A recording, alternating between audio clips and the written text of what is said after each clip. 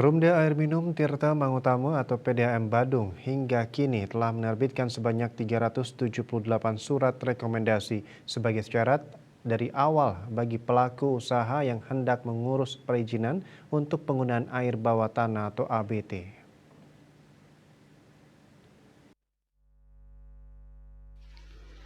Kabag Pelanggan Perumda Air Minum Tirta Mangutama Putuwawan Wiadnyana mengungkapkan penerbitan rekomendasi merupakan langkah awal yang harus diambil sebelum proses perizinan dapat dilanjutkan.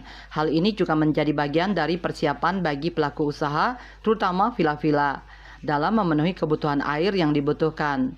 Penerbitan rekomendasi ini tidak hanya menjadi syarat formal tetapi juga menjadi tantangan bagi PDAM dalam menyiapkan keperluan air yang dibutuhkan oleh pelaku usaha.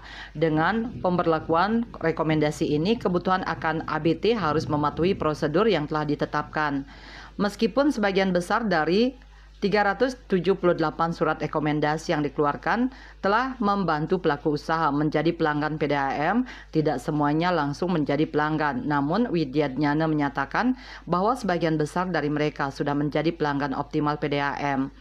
Dengan langkah-langkah seperti penerbitan rekomendasi ini, pihaknya berusaha untuk memastikan bahwa penggunaan air terutama ABT dapat dikelola dengan baik dan sesuai dengan peraturan yang berlaku, sekaligus memenuhi kebutuhan pelanggan dengan optimal.